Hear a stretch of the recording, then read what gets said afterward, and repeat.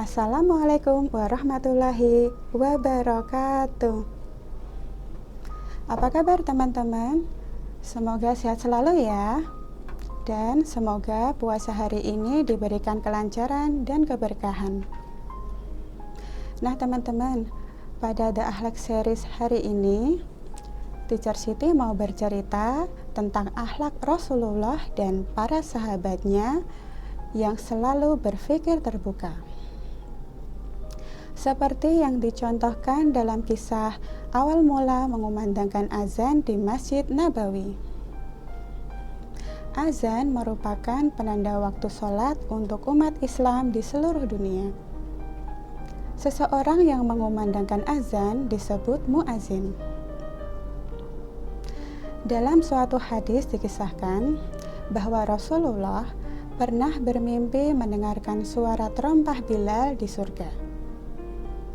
Ketika Rasulullah selesai mendirikan Masjid Nabawi di Madinah dan saat syariat azan diperintahkan, maka Bilal lah yang pertama kali diberikan kehormatan oleh Rasulullah untuk mengumandangkannya. Ia dipilih sebab Allah menganugerahkan kepada Bilal suara yang sangat merdu.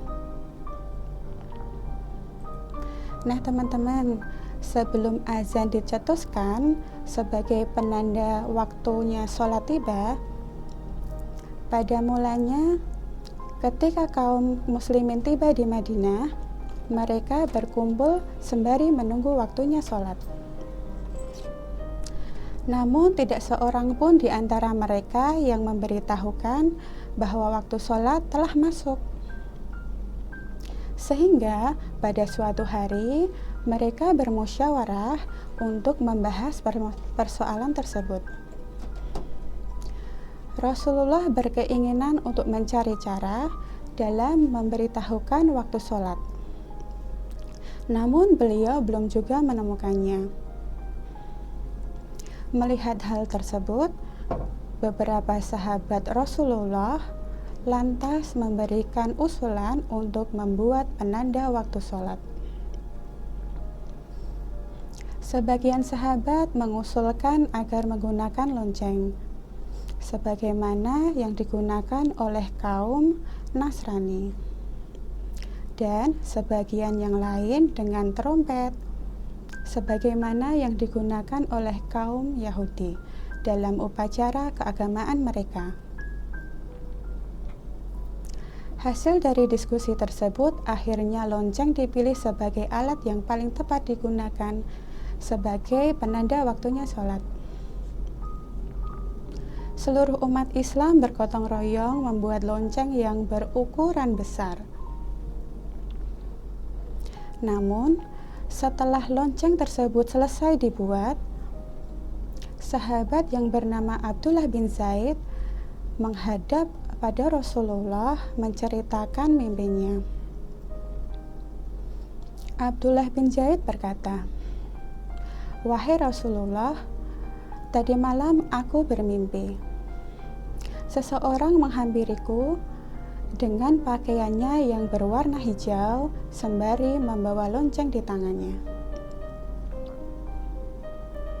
Kemudian Abdullah bin Zaid bertanya kepada lelaki tersebut dalam mimpinya,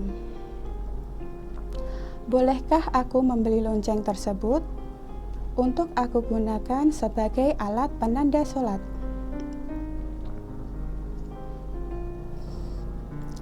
Lelaki tersebut pun menjawab, "Maukah engkau aku tunjukkan hal yang lebih baik dari lonceng ini?" Kemudian lelaki itu mengajarkan Abdullah bin Zaid seruan azan yang kita kenal sekarang ini. Setelah mendengar Abdullah, Rasulullah bersabda, "Insya Allah mimpi itu benar adanya. Untuk itu, wahai Bilal bin Rabah, berdirilah engkau dan serukanlah azan untuk seluruh umat Islam."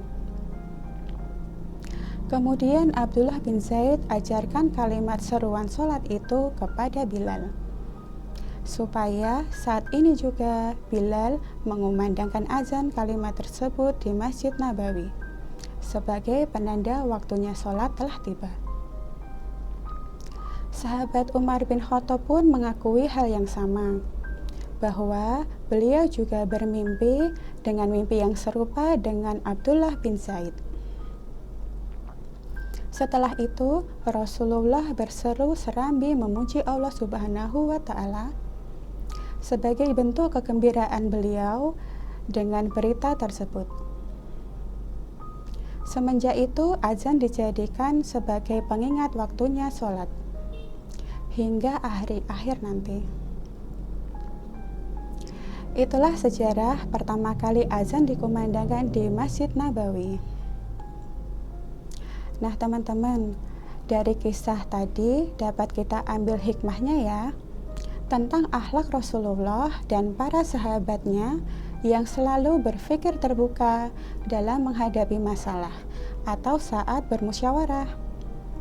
Jadi teman-teman, kita tidak boleh egois dengan pendapat kita sendiri.